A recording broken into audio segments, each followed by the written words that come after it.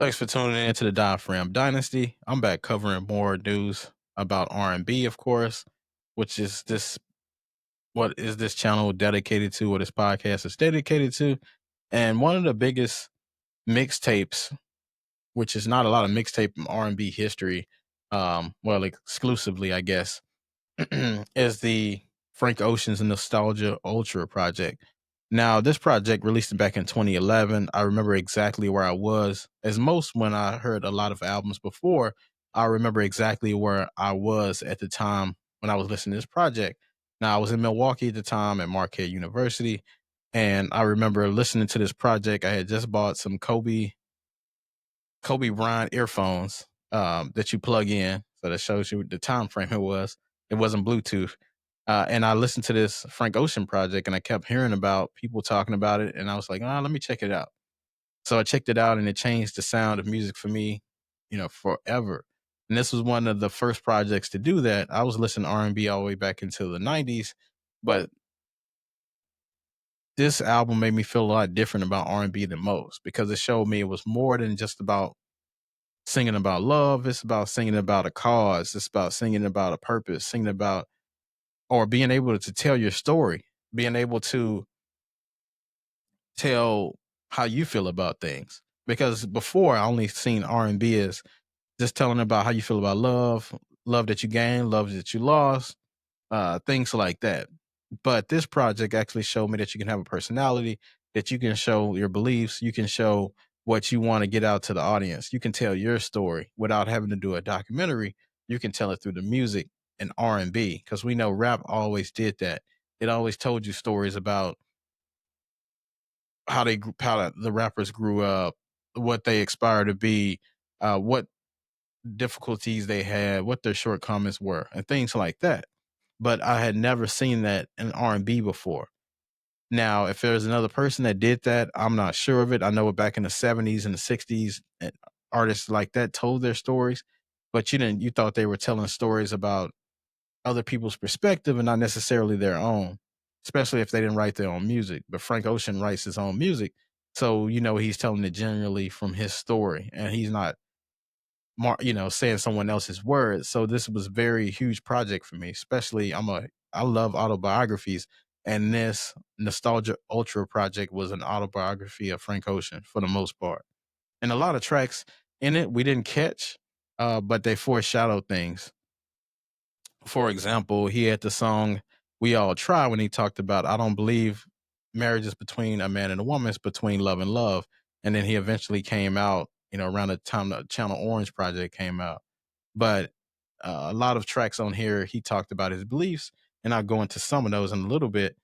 But this is the most creative project I ever heard. Only 14 tracks, couple skits mixed in, which you don't really see anymore, especially now. Back then, they were starting to phase out, but he definitely had tracks on here, interludes, and they were all named after his favorite video games, I believe, GoldenEye, Soul Calibur, Street Fighter, all of those interludes or skits that he had from sounds of those games. But that showed you another way that how he was telling who he was and what he liked and his interests. Similar to when I like listening to Lupe Fiasco. Lupe Fiasco has those same elements as well. His first album cover had a bunch of things on the front that he associated with daily. So you had that aspect as well. But I had never heard music before I listened to this project, especially the track Novocaine, which was the huge hit off of this project. A very interesting song and a very different song, especially in R&B, especially when it comes to content matter. Now, content in R&B is supposed to be across the board, pretty much the same. You have the content of, about love or hating someone or something like that, but this was all over the place as far as um, music content goes for R&B. So I appreciated that about this song because Frank Ocean is a part of hip hop and he's, a vocalist as well, which he has the unique aspect of being in the Odd Future, which is an amazing group I will have to cover eventually one day on my other podcast. But um, this is just an amazing project and it showed his true self and his purpose and that he was a human at the end of the day and not just a vocalist.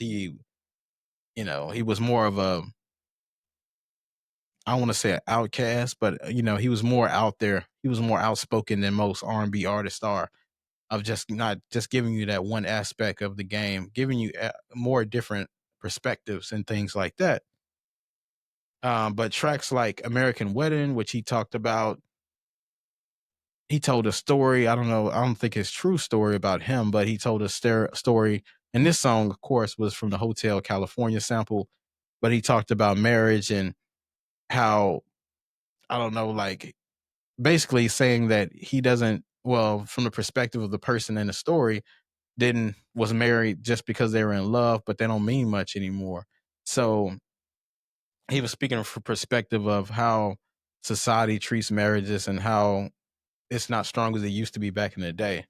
And he, and we all try. He did pretty much the same when he questioned things like marriage. When we talked about before, he even questioned the U.S. moon landing, thinking that we didn't land on the moon, things like that. But yeah, that story is we all try and American Wedding are one of my two of my favorite tracks on that album or mixtape rather. But Songs for Women are definitely an odd future sounding track as well. When he had the tracks, I could see Tyler the Creator on that type of track like that.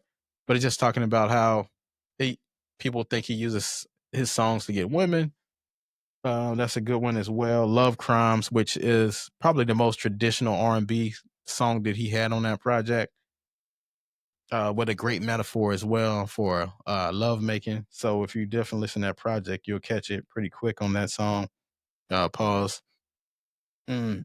But this is an excellent project that stood the test of the time, especially just being released in 2011. It's probably what 14 years down the road now that that project came out, and I still go back to it, have it on cassette and CD. Since it's not on Apple Music, you would have to go to YouTube or somewhere to listen to it. But this project created a high level anticipation for his debut album, which we know ended up being Channel Orange. But nevertheless, great project. One of my favorite projects in R&B history. If you haven't checked it out, definitely check it out. Until next time, I'll see you next time.